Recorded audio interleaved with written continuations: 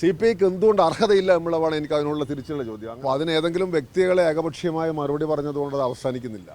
അല്ല, CPI ഇത് സംബന്ധിച്ച നിലപാടുകൾ പലതവണ വ്യക്തമാക്കിയിട്ടുണ്ട്. ഈ പ്രശ്നം വളരെ ഗൗരവമായി CPI മുന്നോട്ട് വെച്ച ഒരു രാഷ്ട്രീയ ആവശ്യമാണ്. അത് കേരളത്തിലെ ഏതെങ്കിലും ഒരു നേതാവ് വ്യക്തിപരമായി ആരംഭിച്ചൊരു ചർച്ചയല്ല, ഏതെങ്കിലും ഒരു നേതാവ് വ്യക്തിപരമായിട്ട് മുന്നോട്ട് കൊണ്ടുപോകുന്ന ചർച്ചയുമല്ല. കേരളത്തിലെ പാർട്ടി നേതൃത്വം കൂട്ടായി ചർച്ച ചെയ്ത് എടുത്ത ഒരു തീരുമാനമാണ്. അതിൻ്റെതായ കാരണങ്ങളും പലതവണ വ്യക്തമാക്കി. അപ്പോൾ അതിന് ഏതെങ്കിലും വ്യക്തികളെ ഏകപക്ഷീയമായ മറുപടി പറഞ്ഞതുകൊണ്ട് അത് അവസാനിക്കുന്നില്ല. അതൊരു രാഷ്ട്രീയമായ ആവശ്യമാണ്. അപ്പോൾ ആ രാഷ്ട്രീയ ആവശ്യത്തോട് ഉള്ള ചില പ്രതികരണങ്ങൾ ഞങ്ങൾ കേട്ടു. കീഴ്വഴക്കൊക്കെയാണ് അതിന് മറുപടിയായിട്ട് പറഞ്ഞിരുന്നത്. അങ്ങനെ കീഴ്വഴക്കം എന്ന് പറയുന്നത് പലതവണ LDFിനകത്ത് മാറിയിട്ടുണ്ട്. വകുപ്പുകളുടെ കാര്യത്തിനകത്ത് കുറേ കീഴ്വഴക്കമുണ്ടായിരുന്നു പല ഘട്ടങ്ങളിലും, അത് മാറ്റി. അങ്ങനെ കാലാകാലങ്ങളിൽ 80കൾക്ക് ശേഷം ധാരാളം മാറ്റങ്ങൾ LDFിൻ്റെ പല കാര്യങ്ങളിലും വന്നിട്ടുണ്ട്. സ്വാഭാവികമായിട്ടും പുതിയൊരു രാഷ്ട്രീയ സാഹചര്യമാണ് കേരളത്തിൽ. ഇടതുപക്ഷത്തിന് ഇതുവരെ ഇല്ലാത്തൊരു തകർച്ചയുണ്ടായി. മുൻകാലങ്ങളിലെ തകർച്ചയുമായോ തെരഞ്ഞെടുപ്പ് പരാജയവുമായിട്ടോ അതിനെ കൂട്ടിക്കുഴക്കാൻ കഴിയില്ല, അല്ലെങ്കിൽ ബന്ധിപ്പിക്കാൻ കഴിയില്ല.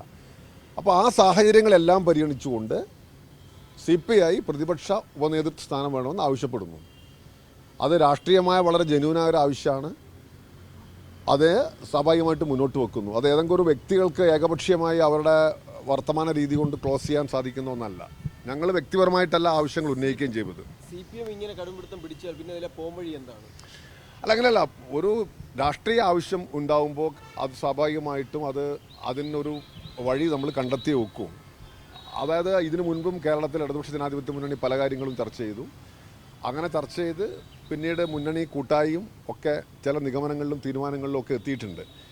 ഏതെങ്കിലും കേന്ദ്രങ്ങളിൽ ഇരുന്നു കൊണ്ട് ആരെങ്കിലും ഏകപക്ഷീയമായി പറഞ്ഞുകൊണ്ട് ഒരു രാഷ്ട്രീയ ആവശ്യവും അവസാനിപ്പിക്കാൻ കഴിയില്ല. CPI അങ്ങനെ ഉദ്ദേശിക്കുന്നില്ല. പിണറായി വിജയൻ ഏകപക്ഷീയമായി പറഞ്ഞു. അല്ല, ഞാൻ ആരാണോ പറയുന്നത് അത് ഏത് വ്യക്തിയാണെങ്കിലും അവർക്ക് ബാധകമാണ്. ഞങ്ങളെ സംബന്ധിച്ചിടത്തോളം ഞങ്ങളെ പാർട്ടി കമ്മിറ്റി കേരളത്തിൻ്റെ രാഷ്ട്രീയ സാഹചര്യങ്ങളെ കൃത്യമായി അനലൈസ് ചെയ്ത് ഞങ്ങളുടേതായ ചില നിഗമനങ്ങളിൽ എത്തിച്ചേർന്നു. തെരഞ്ഞെടുപ്പ് പരാജയങ്ങളെ സംബന്ധിച്ചിട്ട് ഞങ്ങൾക്ക് ചില കാഴ്ചപ്പാടുകളുണ്ട്.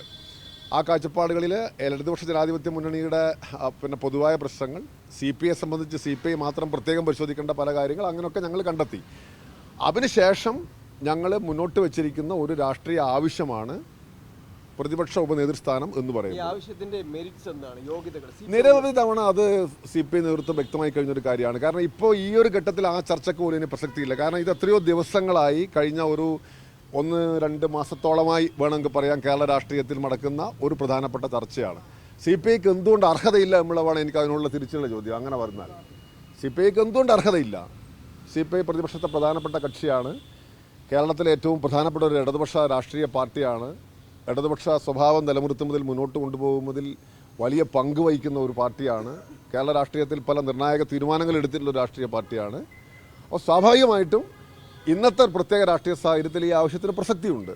അത് ഞങ്ങൾ മറച്ചു വെക്കുന്നില്ല. അത് മുന്നണിക്കകത്ത് പറഞ്ഞു, മുന്നണി നേതൃത്വത്തിൻ്റെ ശ്രദ്ധയിൽപ്പെടുത്തി, പിന്നെ അത് പരസ്യമായിട്ടും പറയുന്ന സ്ഥിതിയുണ്ടായി.